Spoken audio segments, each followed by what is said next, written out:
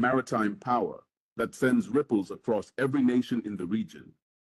Marine resources fuel the economies of the world. Those who control them hold the keys to power, leaving others vulnerable at the crossroads of economic stability and national security. Welcoming Rajnath Singh, the Honorable Raksha Mantri of the Republic of India. Joined on stage by General Anil Chauhan, PVSM, UVSM, AVSM, VSM, SM, Chief of Defence Staff and Secretary, Department of Military Affairs. Admiral Dinesh K. Tripathi, PVSM, AVSM, NM, the Chief of the Naval Staff of the Republic of India. Admiral Karambir Singh, PVSM, AVSM, former Chief of the Naval Staff of the Republic of India and incumbent Chairman of the National Maritime Foundation. Excellencies, ladies and gentlemen, it is with a palpable sense of privilege that I now request Admiral Dinesh Kumar Tripathi, PVSM, AVSM, NM, the Chief of the Naval Staff, to address this assemblage. Ladies and gentlemen, please join me in extending a warm welcome to the Admiral.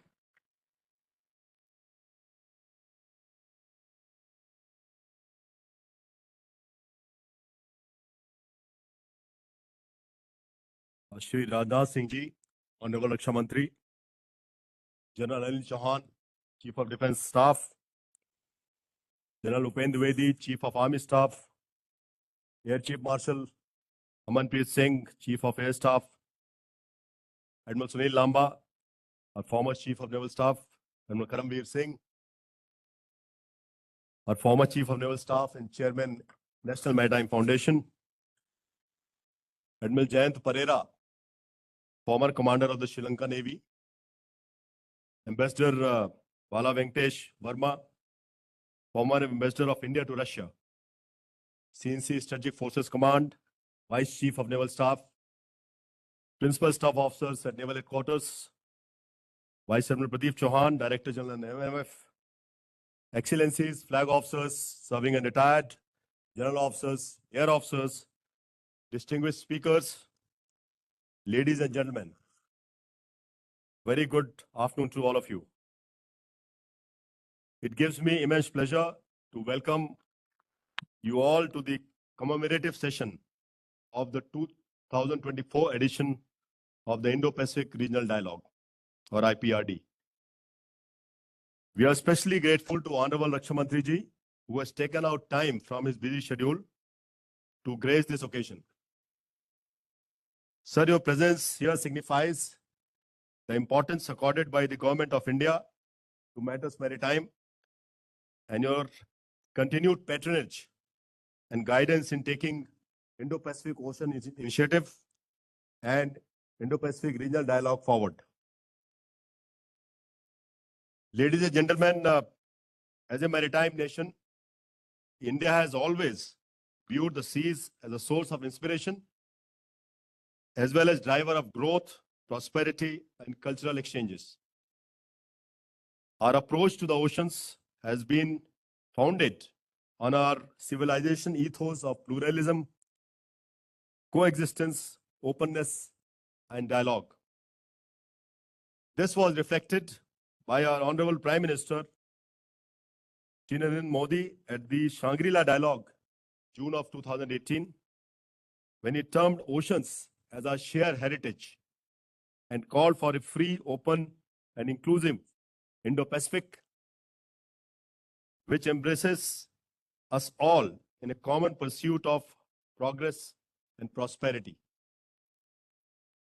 Our commitment found expression when India presided over the UN Security Council high-level open debate on enhancing maritime security, wherein one of the 5 principles enunciated was preservation of maritime environment and resources. This approach is encapsulated in India's vision of Sagar, which all of you must know now, security and growth for all in the region, underpinned by the 5 S's. The Indo-Pacific Ocean Initiative, through its interconnected web of 7 pillars or 7 lines of effort, offers to synchronize, synergize, and channelize our collective efforts in the region. The IPRD, in keeping with the spirit of the 5 S's, progresses Samvad or dialogue to ensure Shanti or peace and Samriddhi or prosperity through Sahyog or cooperation and Samman or respect for all. This edition of IPRD focuses on resource geopolitics and security in the Indo-Pacific. I am aware that in-depth and professional deliberations have taken place, conducted on various topics by the subject matter experts since yesterday morning. In the real world, we have witnessed that some states are driving resource geopolitics by employing a range of contentious options. These include routine flouting of international norms, aggressive maritime posturing, blatant infringement of exclusive economic zones, intrusive exploratory activities, IUU fishing, including utilization of prohibited fishing and trawling techniques, employment of fishing boats for intelligence gathering and subterfuge, illegal maritime infrastructure development, antagonistic monopolization of strategic minerals and rare earth elements, and lawfare, amongst others. These actions not only intensify global geopolitical tensions, but also damage delicate ecological balance in the region. Now, this clearly is not in the interest of the region and the world at large. A peaceful and prosperous Indo-Pacific will necessitate a shared and inclusive response to the varied challenges posed to responsible exploration and sustainable utilization of these resources. India has demonstrated her steadfast commitment to UN's Sustainable Development Goal 14, which seeks to conserve and sustainably use the oceans. Further, envisaging a collaborative approach, we have actively fostered these principles while participating in functional groupings founded on issue-based convergences like Quad, BRICS, SCO, IORA, Columbus Security Conclave, Call Dialogue, BIMSTEC, etc.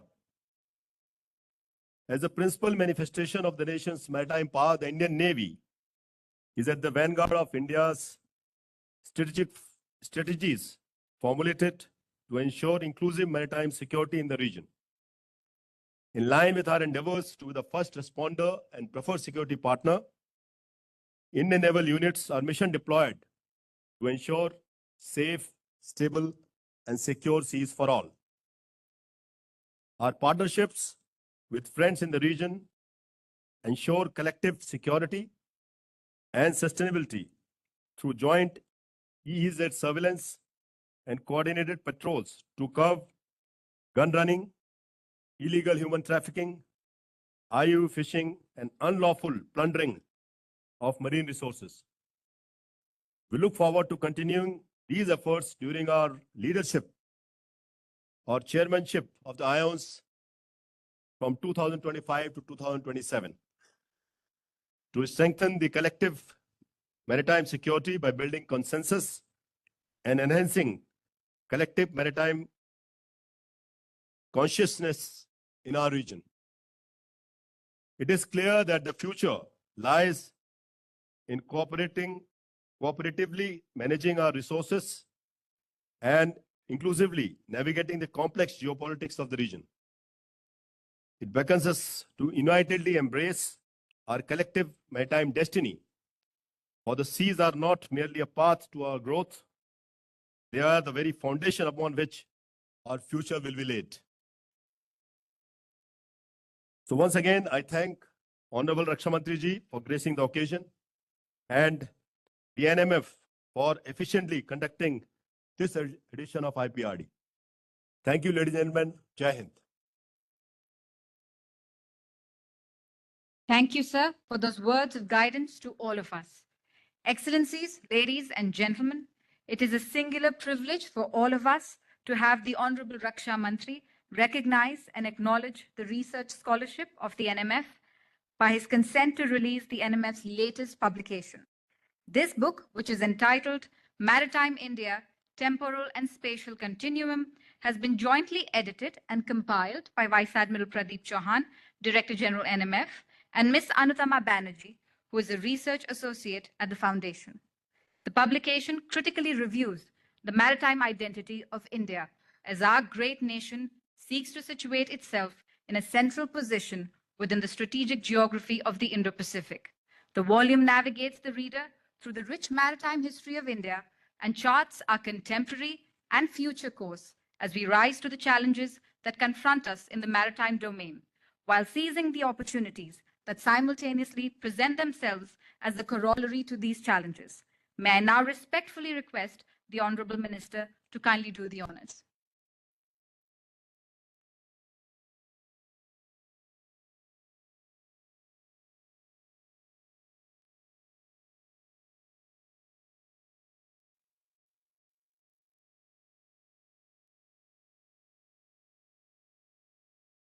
I would like to invite Ms. Anutama Banerjee on stage.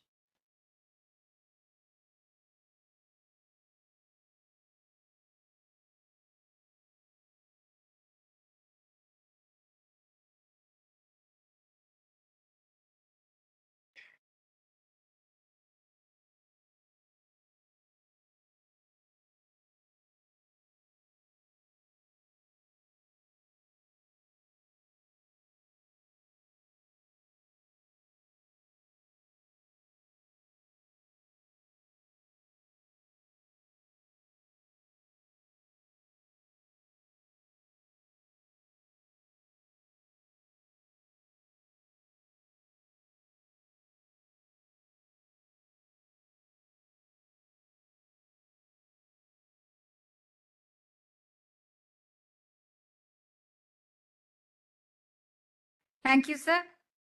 Excellencies, ladies and gentlemen, the Indian Navy and the National Maritime Foundation, in common with the esteemed dignitaries and guests of honor seated before me, are all on the edge of their collective seats in keen anticipation to listen to the Honorable Raksha Mantri of the Republic of India, Shri Rajnath Singh. Dignitaries, ladies and gentlemen, please join me in welcoming the Honorable Minister. Sir, may I kindly request you to deliver the commemorative address.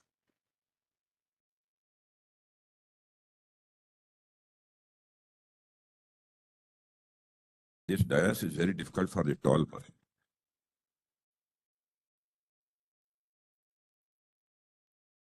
General Anil Chauhan, Chief of Defence Staff, Admiral D.K. Tripathi, Chief of Naval Staff, General Upendra Dwivedi, Chief of Army Staff, and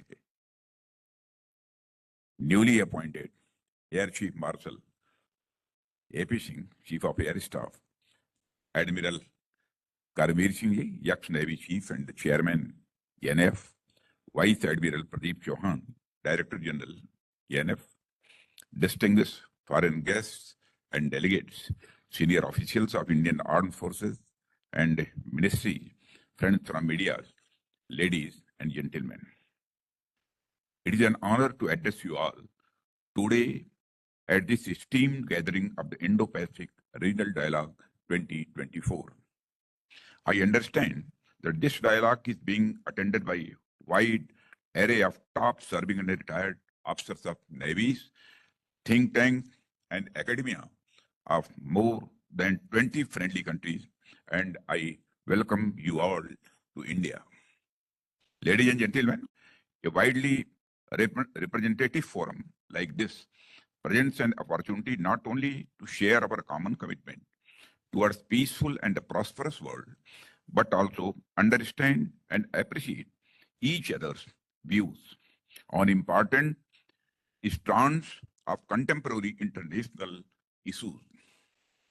Equally importantly, they also provide an opportunity to deliberate and thresh out differences and expand the common ground of consensus among nations. Exploring the dynamics of resource, geopolitics, and security in the vast expanse of the Indo-Pacific, which is the overarching theme of this dialogue, cannot be better timed. I congratulate the organizers and the stakeholders to adopt this crucial theme for the seminar. Friends, we know that the Indo-Pacific construct has gained increasing global significance and concomitant attention over past some times, and there are good reasons for this. The region has always been economically dynamic and bustling with trade, commercial, and cultural activities spanning millennia. India, along with other littoral countries in the region, has played a historical role in this evolution. Before I proceed further, I would like to give a brief historical representative of India's role in the region, which will help in a better appreciation of the larger scenario and why it is in the vital interest of India to be in the forefront of such endeavors of cooperation. Friends, India has been a seafaring country since the beginning of the Common Era. In the initial century of the Common Era, India's maritime influence, mainly trade and commercial, spanned across the Arabian Sea, east coast of Africa, Red Sea up to the far-off Roman Empire. Indian exports flooded the West, while gold from Rome flowed into India. In later centuries, with disturbances on the Western trade front, Indian trading activities increasingly focused on the eastern flank, especially the eastern coast of Bay of Bengal. Later, with the emergence of influential Cholas in the peninsular India, the engagement with the countries of the Southeast Asia gained momentum tremendously. Apart from trade, India has also immensely contributed to the regional social evolution in the fields such as religion, culture, language, architecture, and many other art forms. The religious influences of various strands emanating from India slowly but steadily spread throughout the region. These cultural influences and similarities of traditions can still be felt. To give a few examples, Garud Alliance in Indonesia derives the name from the Mount Vahan of Lord Vishnu in the ancient Hindu traditions. Similarly, we have common roots for many words or even languages. There are innumerable such examples where India has contributed significantly in other fields apart from trade, commerce, and economy. Friends, comes much closer. The thriving economies and resources in the Indo-Pacific propelled trade and commerce by the Western colonial powers, followed by the colonial subjugation of a large part of the region. Friends, I have given this brief sketch of your history only to highlight the economic dynamism of this region since ancient times. In all this, India's age-old relationship and tradition of fostering maritime cooperation with the countries in the region has also evolved from ancient trade and cultural ties to modern strategic partnership aimed at ensuring security in the Indian Ocean region. Today, as is well known, a majority of the world's population and a significant proportion of global economic output makes this region a global economic hub. Friends, the global maritime landscape is rapidly evolving today, shaped by shifting power dynamism, resource competition, and emerging security threats. The emergence of the Indo-Pacific theater today reflects a visible balancing of the global power, political, economic, and to some degree, even military power between the West and the East. Friends, this East-West balancing has created opportunities for the economic development. The Indo-Pacific is experiencing an unprecedented economic buzz today. But as they say, opportunities come with challenges. It is no secret that the Indo-Pacific region confronts numerous traditional and non-traditional security threats, which have economic interest in the core. The Indo-Pacific region has emerged as the world's most dynamic geopolitical zone and is the center of gravity of the world's economic and strategic interests. It also carries a degree of pre-existing international tensions, rivalry, and conflict. While some challenges are of local nature, many challenges have global ramifications. Friends, especially with respect to the marine resources, we are witnessing a significant increase in geopolitical competition. The oceans are not only the lifeblood of our economies, they have also become the battlegrounds for resource extraction, access to trade routes, and strategic dominance. As populations continue to grow, the demand for maritime resources such as minerals, including rare earths, energy, and seafood has soared, leading to heightened tensions and the competition among the nations. Friends, this dialogue will be deliberating upon the marine resources component of the Indo-Pacific Ocean Initiative, exploring the intricate linkages between resource, geopolitics, and maritime security. The maritime geography of the region creates an airtel form of shipping which concentrates around critical choke points that increases the possibility of disruption.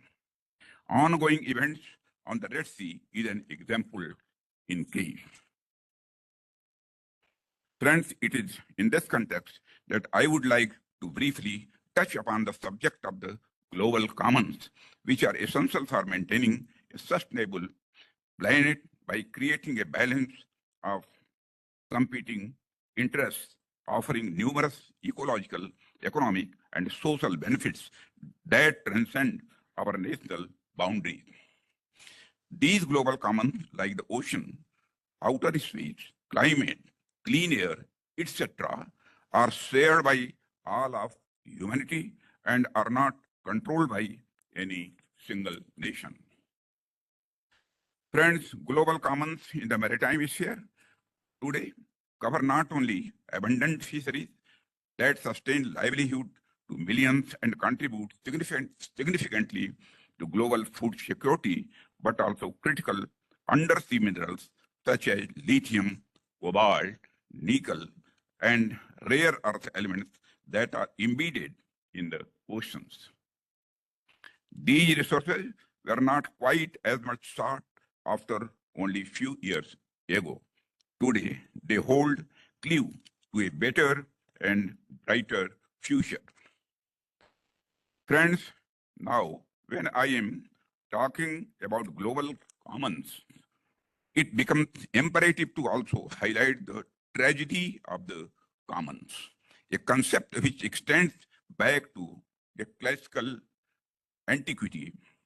As you know, this refers to a scenario where individuals acting in their own self-interest deplete shared resources, leading to collective ruin.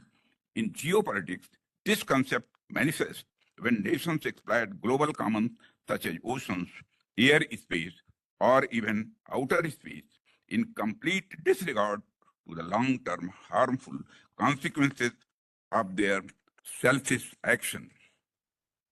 We have a burning example of climate change and the global warming today.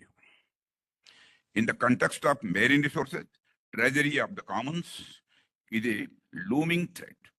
If the international community does not come together and act swiftly for sustainable management of these shared global commons, evidence of this tragedy, including environmental degradation, over extraction of certain resources, and increasing geopolitical tensions, is already visible. Friends, we are witnessing localized incidents of conflict and a wider undercurrent of international tensions in recent years. As the world transforms from an industrial world to a technological world, from a fossil fuel-based economy to the renewables, this threat is only going to increase unless we take preemptive steps to control possible damage. Friends, I am particularly concerned with the attempts in certain pockets to monopolize and weaponize critical resources like rare minerals, internet, data, even intermediary goods such as solar cells. While scramble for resources for economic reasons has had a long history, their weaponization by some nations for strategic reasons is a comparatively new phenomenon. These tendencies are not conducive for the global good. Friends, with the purpose of creating a more accommodating approach toward the common goods and negate possible tragedy, I mentioned India's vision for the Indo-Pacific anchored in the principles of Sagar, security and growth for all in the region, given by our Prime Minister, Shri Narendra Modi. We believe in fostering partnership that prioritize sustainable development, economic growth, and mutual security. Our engagement with the regional partners is guided by the understanding that true progress can only be achieved through collective action and by bringing synergies. With our consistent efforts, India is now considered by many as a credible, reformed security partner and first responder for nations in the region. India's unwavering commitment to a rules-based international order, respect for international law, the adherence to the principles enshrined in the United Nations Convention on the Laws of the Sea, UNCLOS, are cornerstones of our foreign policy.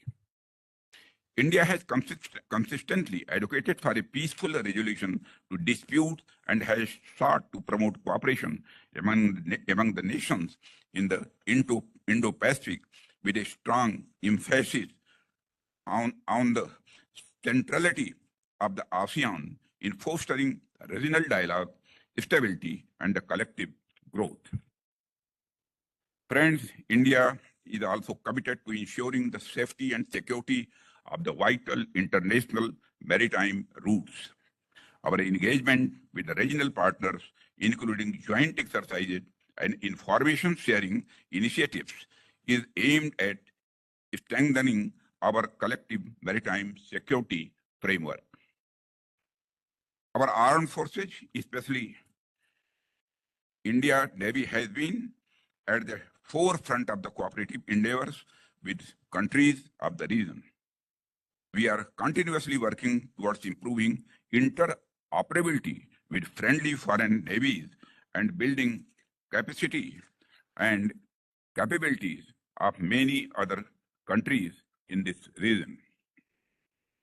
Friends, while our endeavor for maritime cooperation continues, I want to emphasize that our interests are not in conflict with any other country. At the same time, interests of any other nation should not come in conflict with other nation. This is the spirit in which we must work together. one of the key aspects facilitating this cooperation should be focused on sharing the best practices and the lessons learned. The challenges we face today are not insurmountable, and the world has historically seen many challenges in the past and overcome them. There is no reason to believe otherwise. Through forums like the Indo-Pacific Regional Dialogue, we have the incredible opportunity to explore innovative solutions that can enhance our collective response to resource geopolitics and security in the Indo-Pacific. Friends, I sincerely hope that the participants present here will actively deliberate upon the important issues facing the region and beyond. Your discussions today and in the days to come are crucial for shaping the future of resource geopolitics and security in the Indo-Pacific. By working together, we can identify pathways and the ways forward that prioritize cooperation, sustainability, and security. I urge each of you to engage actively and share your insights. The richness of our collective experiences can provide us with innovative solutions that transcend borders and foster regional stability.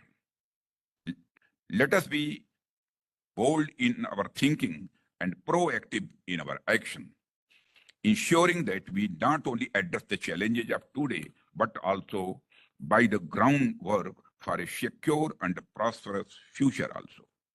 I urge you, come up with a blueprint for alternatives, bringing up new ideas, concepts, and principles that are commonly accepted by policymakers in various nations.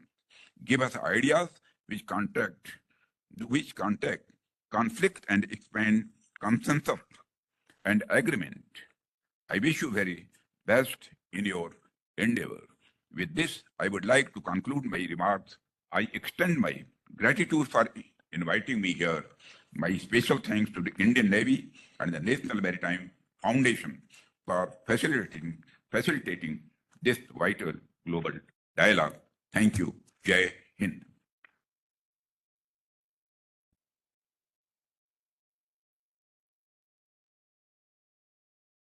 Thank you, sir, for your inspiring words of encouragement.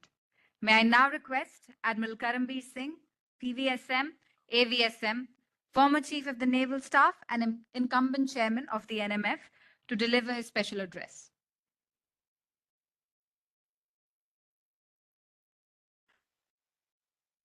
Thank you.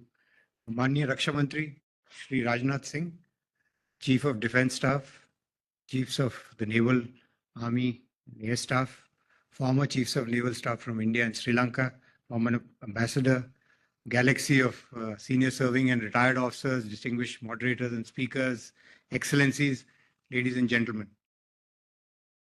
At the outset, I, on behalf of National Maritime Foundation, wish to express our gratitude to the Raksha Mantri for honoring us with his presence today.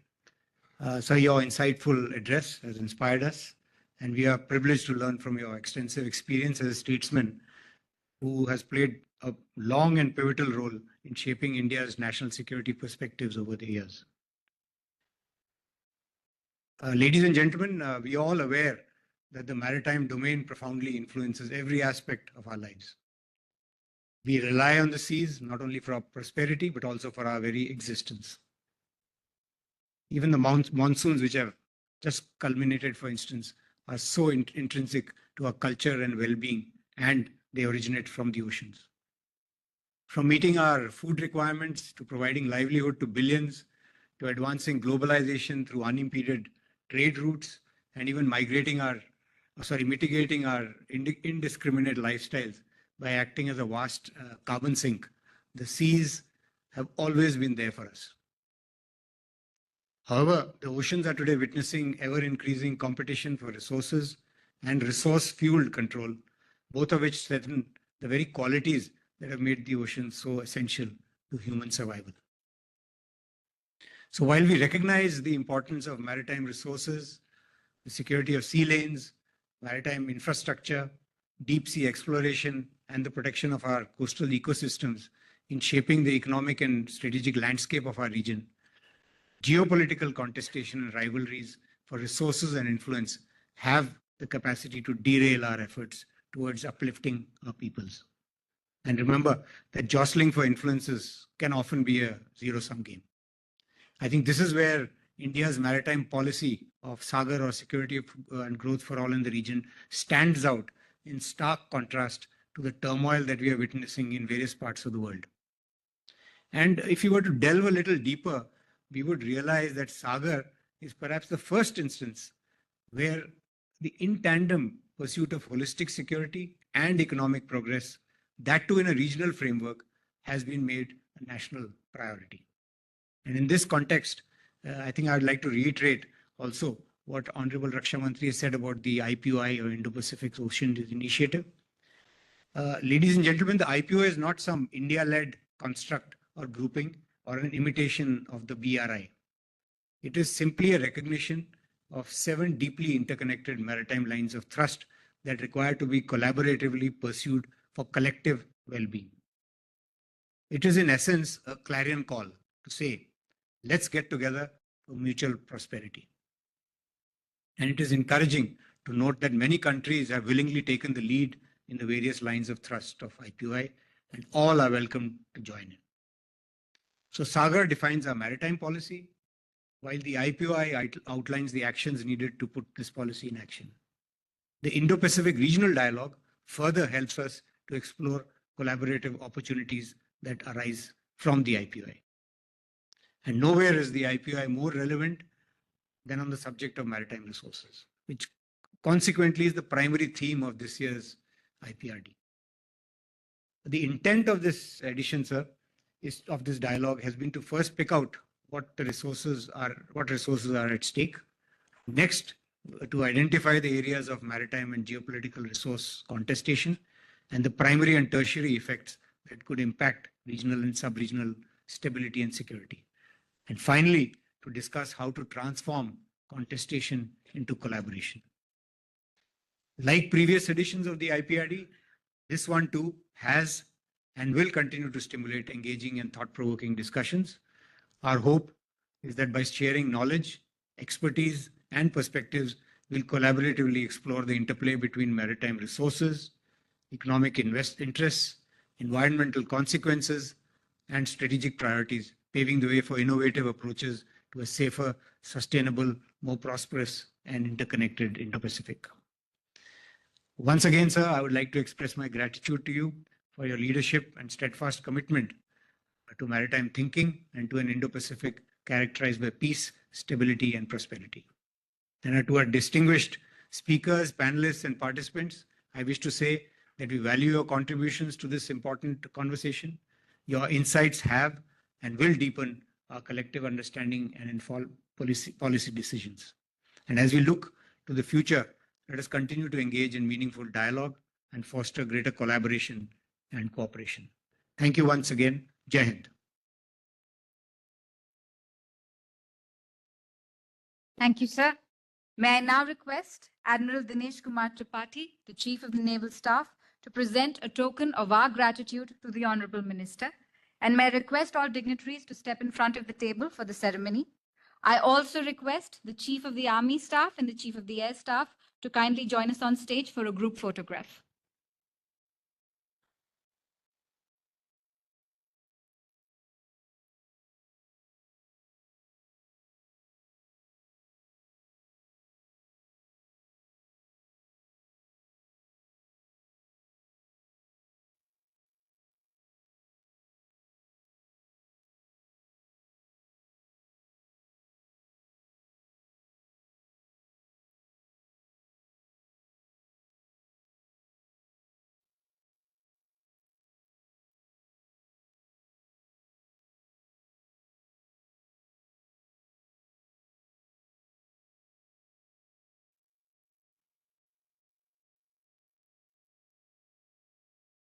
Ladies and gentlemen, please join me in thanking our Honorable Minister, Raksha Mantri, Shri Rajnath Singh.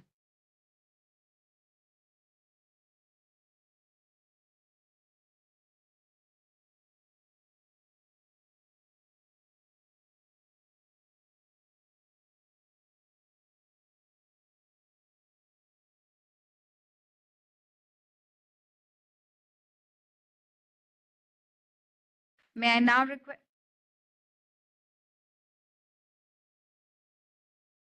now request the speakers and moderators of all sessions of the IPRD 2024 edition to come up on stage for a group photograph with the CNS. The Admiral will join us shortly.